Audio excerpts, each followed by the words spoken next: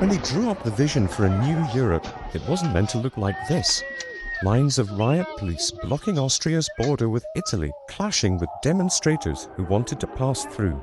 Aber diese negativen Sachen, die da passieren, diese vielen Überfälle, meiner Tochter haben's wirklich Pistolen sind alle Tasche mit dem ganzen Inhalt. We have millions waiting in Africa. What shall we do with them? Come all over to Europe, to Britain, to Austria? Impossible. There's a new border force joining soldiers and police, military helicopters on patrol, and water cannon like the Red.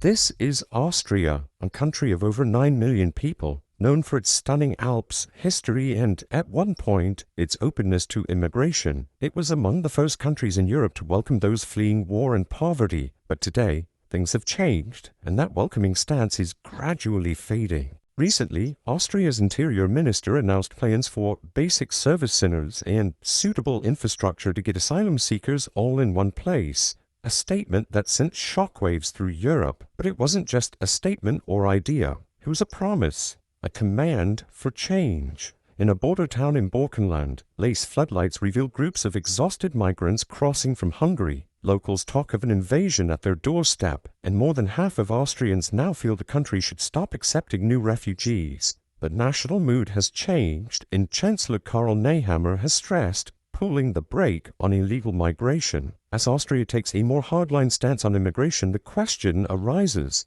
why is this once welcoming country shifting its approach? Today on Across the Globe, we'll dive into the refugee surges, political changes of the past decade, and the policies that have many Austrians asking, what is happening to our country? New Austrian limits on the number of refugees allowed to cross its borders have infuriated the EU, prompting warnings that Vienna could be breaking European law. These are self-defense weapons, including CS gas, alarm systems, and a shotgun that doesn't require a weapons permit. Party members deny they're trying to scare people by making presentations like this.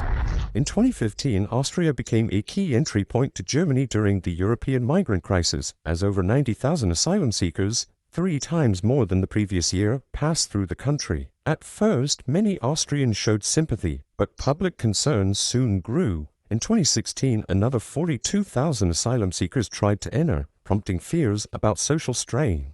This led to a huge policy shift. Emergency laws were passed allowing authorities to close the borders to nearly all asylum seekers if they were considered a threat to public order or national security. This allowed the government to reject asylum claims at the border, including from Syrians, except in extreme cases. The asylum process was tightened and family reunification became more difficult. This marked a sharp break from Austria's post-World War II tradition of welcoming refugees. But what caused this transformation? One major factor was the sheer scale of the crisis. It goes without saying that 2015 was the year where Austria really got concerned. The country took in more than 1% of its population as refugees that year, one of Europe's highest rates per capita. The poor conditions and overcrowded facilities for the growing number of asylum seekers sparked widespread criticism, especially at the Triskirchen Processing Center. Shocking images of chaos at frontier train stations and the tragic death of 71 immigrants in a smuggler's truck rattled the nation.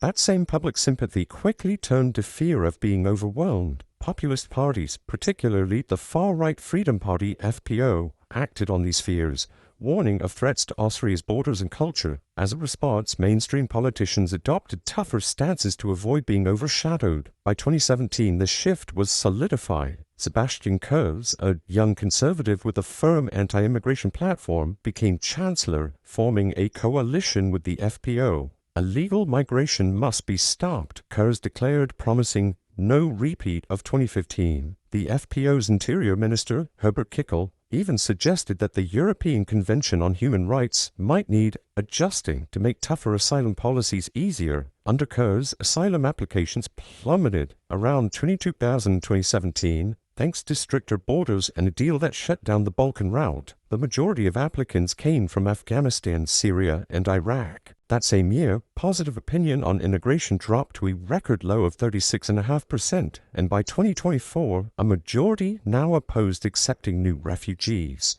But to truly understand Austria's tough stance, we have to look into the measures at its borders, where the most visible signs of its war on immigration are on full display. and have been for many years now. Hungary's M1 motorway heading into Austria.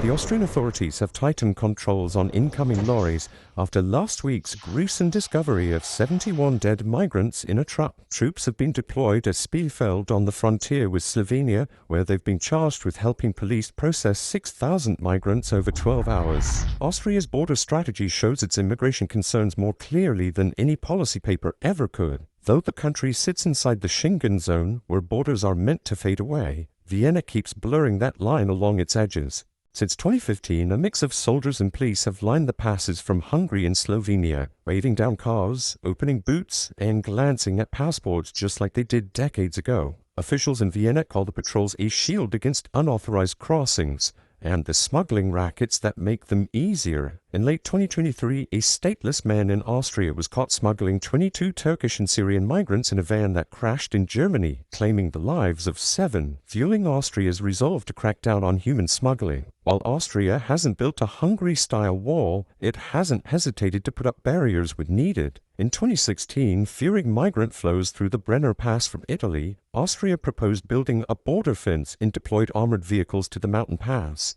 This move was in response to expected increases in migrant numbers from Libya and Italy, following the closure of the Balkan route. Italy's then Prime Minister Matteo Renzi condemned the plan, calling it shamelessly against European rules, history, logic in the future. Then, on its southeastern border with Slovenia, Austria installed temporary fences and checkpoints during the crisis, sending a clear message. It would not be a transit route for unchecked migration. However, Slovenian government officials told Euractiv that these border controls imposed by Austria make no sense, since the number of migrants trying to cross is very low, stating that only 27 migrants attempted to cross the border in 2017, and the number of asylum seekers who chose this route in 2016 was under 100. While these numbers may have been considered low to Slovenia, they were still too high for Austria's liking.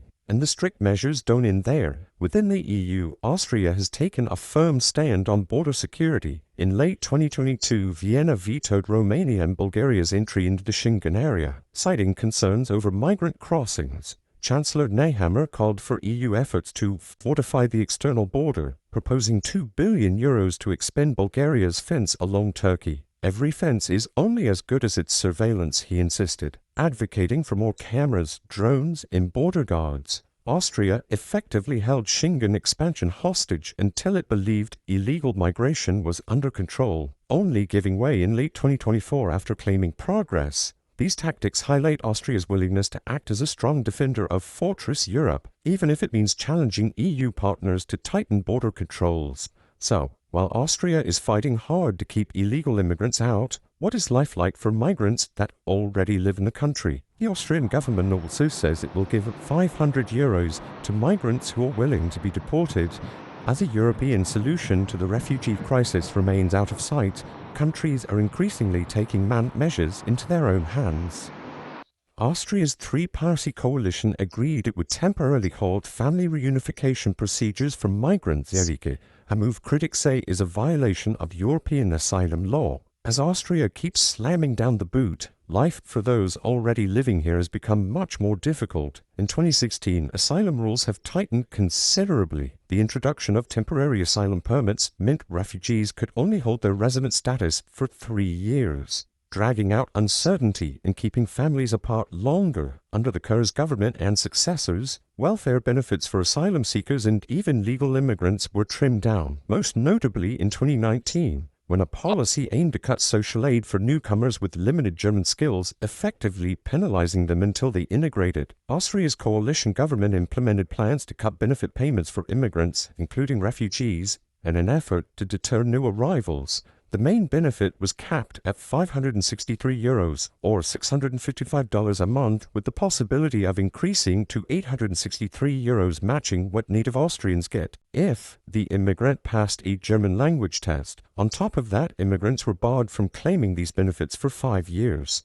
In 2023-2024, Austria implemented more controversial policies as center-right/Green coalition faced pressure from the growing far right. Asylum seekers could lose their small stipends if they don't complete required community work, such as cleaning. helping at elderly homes or winter road repair, according to Interior Minister Gerhard Karner. Those who refuse could see their stipends reduced from €40 to €20, with the government framing this as a way to provide refugees with structure and promote Austrian values. Critics, however, saw it as coercive, low-status labor aimed at vulnerable migrants. But what has probably been the most shocking move is Austria's play toward offshore asylum processing. In late 2023, many EU members sought the UK's Rwanda model to fix the asylum crisis. Austrian Chancellor Karl Nehammer praised then British Prime Minister Rishi Sunak's migration policy, describing the Rwanda model as a trailblazer in fighting irregular migration to Europe. Austria then entered into a cooperation agreement with the United Kingdom to work on a migration plan that would send asylum seekers to a third country while their claims are processed, similar to the UK's one-way deportation plan. Notably, Austria's version would allow those granted protection to return home later, unlike the UK's approach. Once a taboo idea in Europe, Austria now seems eager to lead the charge. Yet, beyond asylum, Austria is cracking down in a different way, going after not just illegal immigrants but visa overstayers. Police raids targeting undocumented workers have gotten way more intense. In November 2024, Austria played a key role in a major EU-wide operation targeting organized crime along the Balkan route. Led by Germany, the operation resulted in the dismantling of a large criminal network involved in migrant smuggling, weapons trafficking, and document fraud. The operation, carried out by a task force involving authorities from Austria, Bosnia and Herzegovina, Germany, the Netherlands, Poland, Serbia, the UK, and other European countries, saw over 450 officers involved. Austria played a key role, with local law enforcement participating in coordinated raids and investigations. On November 20th, the operation led to 25 arrests across Europe, including 6 in Austria. The Austrian government has also pressured countries like India, Morocco, and Nigeria, where many rejected asylum seekers come from, to return their nationals, even suggesting visa sanctions if they don't cooperate. So the message to potential migrants is pretty clear. Don't come, and if you do, you won't find a warm welcome. Herbert Kickl, leader of the far-right FPO, bluntly states that re-immigration is the goal, sending uninvited migrants back to their home countries. This firm-hand method has led to a tripling of detention numbers since 2015, with asylum seekers now held up to 14 days pending removal, up from 5 days, despite numbers of asylum seekers going down. Even recognized refugees face growing uncertainty as the government considers limiting asylum residencies and making refugee status temporary by default. So it's fair to say that Austria is fixed on this approach. But what if we told you that there is more going on behind the scenes that you might not be aware of? Things that bring many other countries deep into the growing conversation. In the middle of Austria's crackdown, several lesser-known stories reveal the complexities fueling its urgency. In 2022, thousands from India, Tunisia, and Morocco exploited Serbia's visa-free policy, flying into Belgrade as tourists and then crossing into Austria, despite these countries not being at war. This loophole made India the second-largest group of asylum seekers that year, overwhelming Austria's system. This led Serbia to end its visa-free entry for Tunisians in November 2022 and to announce alignment with EU visa policies to address the issue. After Serbia made their move, Indian asylum numbers dropped, but the episode left Austrians cautious that anyone, anywhere, could exploit similar gaps. Another underreported issue is Austria's internal burden sharing. Some provinces, often led by conservative or far-right parties, refused to open new shelters, leaving overcrowded federal centers and even unaccompanied minors in tents during winter. Not only was this widely criticized as inhumane, the dispute really ramped up when the mayor began having the tents taken down, but many say there's an irony in Austria's stance. While cracking down on illegal migration, he quietly relies on controlled immigration to address labor shortages. With an aging population, Austria expanded its skilled worker visas and looked for foreign care workers. Yet this side of immigration rarely sparks conversation. Instead, debates focus almost exclusively on asylum and illegal arrivals, creating a paradox. Austria enforces strict borders while inviting others in for economic needs. And to better understand all of this, it's worth looking at the key players involved here. Influential people who have swayed the national conversation have been the driving force behind Austria's move towards strict immigration laws. The former Chancellor Sebastian Kurz was crucial. He called for the closure of the Balkan route while serving as foreign minister in 2015. By 2017, he had relaunched his center-right party with a tough stance on border control and changed its color to turquoise, showing that hardline policies could win elections. However, many criticized him for transforming the People's Party into a strong anti-immigrant force, reshaping it in his own image. Ober Kickl, leader of the far-right FPO, has been even more tough. As Interior Minister in 2018, he proposed concentrating asylum seekers in central locations and pushed for aggressive policies like raids on refugee shelters and seizing migrants' phones, as well as demanding up to €840, $1,040 in cash. Kickl also floated ideas such as processing asylum seekers on ships offshore or housing them in basic departure centers to discourage settlement. Now, as FPO leader, he champions Austria for Austrians, something that has been chanted since the days of Eins Christian Strache. Chancellor Karl Nehammer, OVP, speaks of migration in crisis terms, urging Austria to pull the brake and focus on stopping inflows. Regardless of border infrastructure, Interior Minister Gerhard Karner has ramped up deportations and criticized other EU countries' asylum procedures, claiming Austria's restrictive policies are working, with arrivals falling significantly. Even the Greens, once more sympathetic to refugees, have had to accept stricter policies to keep the coalition together, silencing many of the last that are still pro-immigration. The opposition is also shifting. A recent Social Democratic regional leader suggested maybe the asylum cap should be zero for a few years, drawing public support, though the party's national leader dismissed the idea as moronic. President Alexander Van der Bellen, a Green, occasionally reminds the nation of its humanitarian duties, but holds little influence over policy. Overall, Austria's political landscape now centers around one main message: drastically limiting immigration. Calls for compassion or EU solidarity are being overshadowed by the slogan, Austria first. But despite how it may look on the surface, at its core, Austria's tough immigration policies have deeply divided public opinion. Protests frequently come up. Refugee advocates and church groups call for humane treatment, while right-wing demonstrators protest asylum abuse. NGOs like Amnesty International and Human Rights Watch condemn Austria's measures as drastic and unjust, warning they undermine refugee protections. Judith Sunderland, acting Deputy Europe and Central Asia Director at Human Rights Watch, said, "These measures constitute a legal wall to asylum just as despicable as a razor-wire fence." The UN and many EU officials voiced concern over Austria's 2016 emergency asylum law, but Austrian authorities continue to defend their stance as addressing legitimate fears, citing other countries' failures and border pressures.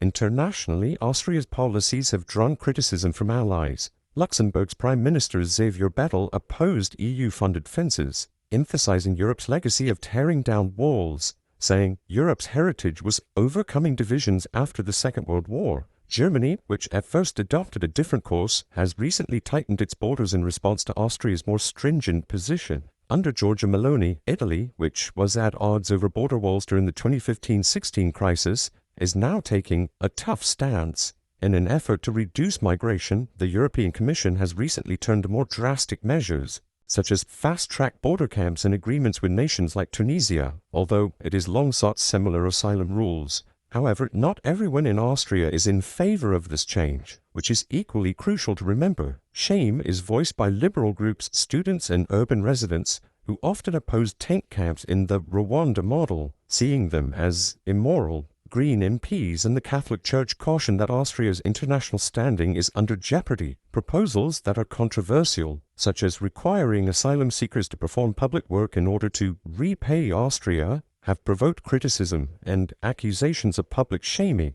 So while the hardline approach certainly dominates, a quiet debate about Austria's choices continues beneath the surface. While some of the backlash may be warranted, Austria is not the first country to enact these kinds of measures, whether they are seen as drastic or not. And either way, they are proud of their results so far. Austria is effectively bucking the global illegal migration trend. Austria received 1,835 asylum applications in June 2024, a 64% drop from 2023. Additionally, a clear statement was made public. The half-year results show that the measures are working and that smugglers are avoiding Austria. So while other countries can't cast judgments, Not all are without their own backlashes, but of course, others are trying different measures. But the question ultimately is Austria a trailblazer, or is it a near-perfect melding of other countries' policies and measures? Well, first off, let's look at Hungary. Hungary essentially sealed its borders and completely stopped accepting new asylum applications in 2015 when it put up a steel fence and announced zero tolerance for asylum seekers. The €120 million 4-meter-high fence along the 110-mile border with Serbia and Croatia was built to stop migrants on the Balkan land route. Although Austria openly denounced Hungary at the time, its current stance resembles Budapest's, and in 2023 it even joined Hungary in opposing EU migrant quotas. In contrast, Germany and Switzerland maintain more realistic approaches. Germany took in over 1 million first-time asylum applications in 2015, and by 2020, over half of these refugees had found jobs. Today, Germany continues accepting thousands annually, though it has recently reintroduced border checks with Austria. Switzerland, with a smaller scale, enforces strict deportations and has policies like automatic expulsion of criminals, but processes far fewer asylum claims. Italy and France sit somewhere in between. Italy, on the front line of Mediterranean migration, has cracked down on NGO rescue ships in limited migrant transfers within the EU. Austria sympathizes, but has also shut its doors during surges, shown by the Brenner fence threat in 2016 and the threat of sending troops to the border to stop migrants entering in 2017, which saw Rome outraged.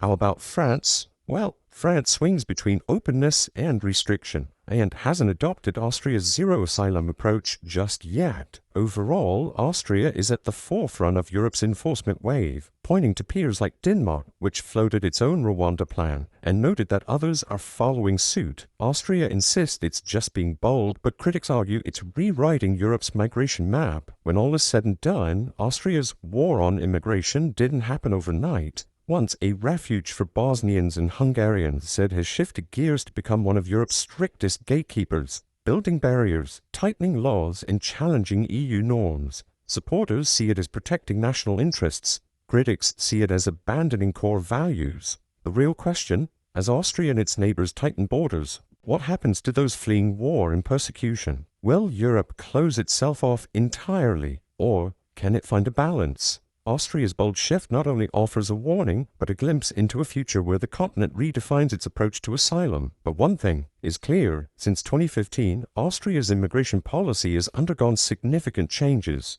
And from that, the world is watching as a new era of enforcement unfolds, truly marking the end of the welcoming chapter. As of right now, it's unclear if this will fix Austria's problems or bring up new ones. But its experiment is without a doubt changing Europe, and nobody can afford to ignore it.